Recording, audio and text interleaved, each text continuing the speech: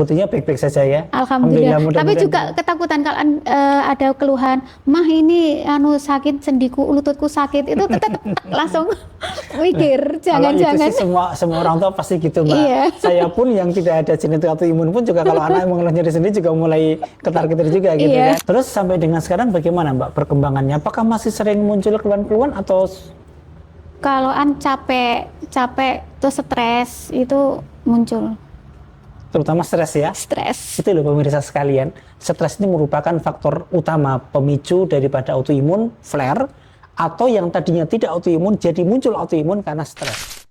Baik, Assalamualaikum warahmatullahi wabarakatuh para pemirsa sekalian. Selamat berjumpa kembali dengan kami di channel Dr. Arif Nurdin Official. Kali ini edisi khusus kami kembali ngobrol-ngobrol santai dengan salah seorang pasien kami di Odapus ya, yang sangat luar biasa sekali, Mbak Nurul Falah ya. Beliau ini seorang pasien yang mengalami perjalanan penyakit yang sangat luar biasa sekali. Mungkin nanti kita akan dengarkan dari beliau bagaimana penderitaannya dulu di awal-awal sampai dengan sekarang ya.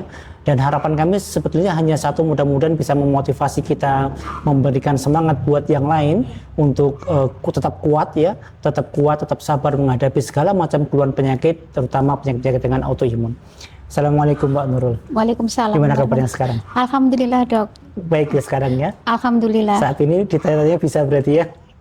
Insya Allah.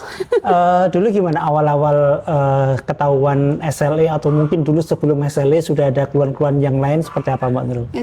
Sudah waktu itu tahun 96 itu saya kecelakaan sampai pingsan, sampai muntah-muntah, itu dibawa ke rumah sakit. Tahun 96 berarti umur 96. berapa ya Mbak ya? Berapa ya? Itu baru lulus SMA Baru itu. lulus SMA. Iya, Oke, lulus baik. SMA. Ya. Terus setelah kontrol sekali karena belum pemeriksaan kesemuanya, belum CT scan dan yang lain-lain, ya dianggap mungkin sudah sembuh. Itu Kan orang kampung, kecelakaan motor, jatuh dari motor ya, dari motor sampai mutah, kemungkinan ada pendarahan otak katanya. Terus berjalan setengah tahun kemudian saya kambuh lagi, sering pingsan dan sering kejang. Terus kebetulan saya kuliah di kesehatan itu waktu perawat ya, dosen saya saya dibawa ke UKS sama dosen saya gini, kamu itu bukan karena CC-nya tapi karena kemungkinan meningitis. Terus disuruh kembali ke dokter yang rawat dulu. Terus saya kembali ke dokter, dilakukan pemeriksaan CT scan dan lab yang lainnya positif meningitis. Jadi pada waktu itu keluhan yang paling dirasakan pusing, sering pingsan nyeri, sama ya, nyeri kejang-kejang juga. Nyeri kepala. Ada demam nggak waktu itu Mbak? Iya, demam. Ada demam juga demam, ya. iya. Tapi keluhan-keluhan autoimun belum muncul pada waktu itu. Belum. Nyeri sendi tidak ada, yang lain tidak ada semua. Oke. Iya. Terus ya berjalan terus sampai kuliah itu seperti itu. Kalau kecapean sedikit, pingsan, terus masuk rumah sakit. Hampir 3 bulan sekali itu masuk rumah sakit. Dan setelah semester itu masuk rumah sakit karena kambuh, karena sering kejang sama pingsan itu ya terutama ya. Terus setelah itu kemungkinan ada kelainan di jantung, terus dirujuk ke jantung juga. Tapi hasilnya kan saya dulu kan ya belum begitu detail, tidak tahu hasilnya gimana, disuruh eko dan yang lain-lain. Alhamdulillah sudah. Terus kata dokter jantungnya apa waktu itu Mbak? Kemungkinan ada penyempitan di pembuluh darah itu. Baik. Ya alhamdulillah itu. Terus kemudian alhamdulillah menikah ya tetap masih sama, terus ya masih pingsan terus seperti itu dok. Tapi keluhan utamanya hanya pingsan sama kejang ya. Kalau pusing terus, nyeri kepala yang paling fokus, yang paling banyak di kepala ya. Kepala. Dan itu sudah diobati meningitisnya ya. Sudah. Kalau dulu itu kan pengobatan meningitis itu 3 kali ya dok, kalau nggak salah 3 kali itu sudah. Untuk virus meningitis itu sudah 3 kali sudah. Terus untuk infus, untuk peradangannya itu dikasih manitol. Manitol tapi itu keluhan kan masih tetap saja. Ya, masih tetap tidak saja. Ada perubahan pada tidak waktu ada perubahan. Itu ya. Baik ya, bisa jadi memang awal-awal keluhan autoimunnya muncul di situ sebetulnya. Iya. Jadi karena autoimun itu kan bisa saja manifestasinya kan berbeda-beda ya. Ada yang karena dia bermanifest di cerebral, disebut dengan cerebral lupus. Jadi keluarnya kejang sama pusing, nyeri kepala hebat. Jangan-jangan tidak sekedar meningitis nih, dulu sudah mungkin ya, mungkin sudah ada autoimun tapi belum terdeteksi dengan baik gitu ya. Jadi keluhan yang paling dominan muncul mungkin di otaknya kan gitu Mbak. Otak. Terus setelah itu berpikir ke arah autoimun? Belum. Terus itu tahun 2017 saya karena itu mungkin agak baik, saya kurangkan dulu kan setiap 10 hari ke neuro ya, neuro, karena merasa lebih baik, sudah membaik, saya tidak kontrol. Terkontrol kemungkinan jarak 1 tahunan saya kaku, nyeri sendi, itu baru muncul. Nyeri sendi sampai kaku nggak bisa bergerak. Baik. Terus itu kembali, berapa tahun setelah?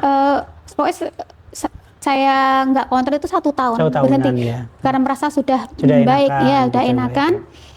Terus kemungkinan beserta sama ada masalah waktu itu, udah mulai muncul masalah. Iya. Terus ke dokter saraf, cek dan lain-lain, dari hasil virus meningitisnya meningkat. Virus meningitisnya meningkat.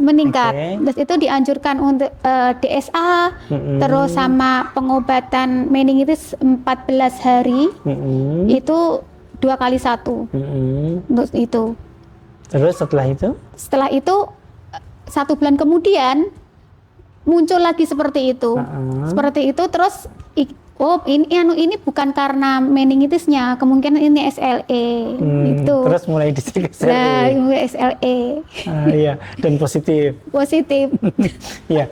Jadi itulah uniknya autoimun SLE ya. Jadi kadang-kadang muncul keluhan pertama itu tidak dominan seperti kriteria-kriteria SLE gitu. Jadi dia muncul mungkin sebagai meningitis, mungkin sebagai kejang biasa, mungkin sebagai yang lain, dan masing-masing orang berbeda-beda nih. Keluhan pertamanya sangat berbeda-beda. Ada yang nyeri pinggangnya, ada yang sesak nafasnya, ada yang nyeri kepalanya. Dan kebetulan Mbak Nurul ini adalah di nyeri kepala hebat dan kejang-kejang sering pingsan ya.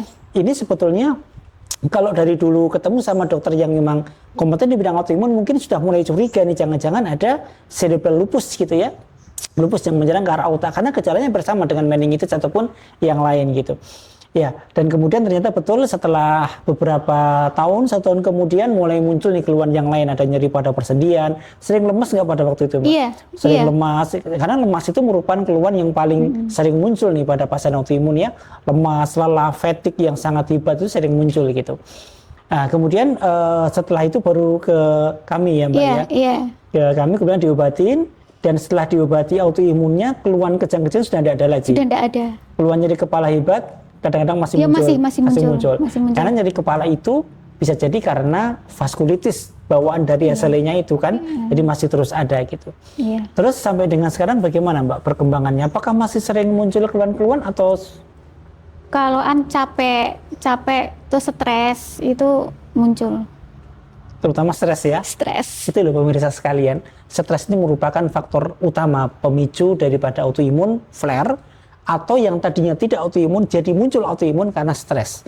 Jadi stresor ini sangat penting sekali untuk kita perhatikan betul. Jangan sampai ada stresor yang cukup kuat, apalagi kalau yang memang sudah ada genetik autoimun, misalnya orang tuanya autoimun, maka anak-anaknya diusahakan jangan sampai mengalami stresor yang kuat gitu, karena ini adalah salah satu pemicu daripada munculnya autoimun gitu ya. Terus sekarang kehidupan sehari-hari terganggu nggak dengan autoimunnya itu Mbak? Terganggu soalnya kecapean sedikit masak ya, ibaratnya masak itu bisa masak tapi nanti kecapean udah nggak doyan makan. Itu kalau masak. Iya. Terus yang lain, aktivitas di luar sudah tidak ada lagi? Sudah tidak ada. Padahal kan perawat ya Mbak, merawat diri sendiri. Iya. Dari keluarga. Iya. Ya kadang-kadang memang autoimun itu membatasi aktivitas seseorang ya, karena dengan aktivitas yang lebih capek sedikit dia sudah flare ataupun lelah yang sangat hebat gitu. Tapi itu pun juga bisa diatasi nih kalau kita berobatnya rajin, tepat gitu sih, insya Allah akan bisa diatasi dengan baik. Mudah-mudahan seperti itu. Karena kalau cuma diem di rumah sendiri kan juga kadang-kadang malah menjadi stresor jadi stresor sendiri gitu. Jadi sekarang aktivitasnya apa? Di rumah sama itu, momong keponakan kecil. Iya, itu buat hiburan. Putranya berapa Mbak? Saya satu. Satu ya, Iya, punya satu ya. Iya, satu. Dan putrinya baik-baik saja ya. Alhamdulillah. Tapi mudah-mudahan. juga ketakutan kalau ada keluhan, mah ini sakit sendiku, lututku sakit, itu tetap langsung mikir, Kalau itu jangan-jangan. sih semua orang tua pasti gitu, Mbak. Iya. Saya pun yang tidak ada genetik autoimun pun juga kalau anak mengeluh nyeri sendi juga mulai ketar-ketir juga gitu Iya. kan. Mudah-mudahan sih aman semua ya, Mbak ya. Amin, amin. Terus mungkin nasihat ataupun support kepada teman-teman yang sama-sama autoimun. Untuk teman-teman autoimun dan yang lainnya, berobat,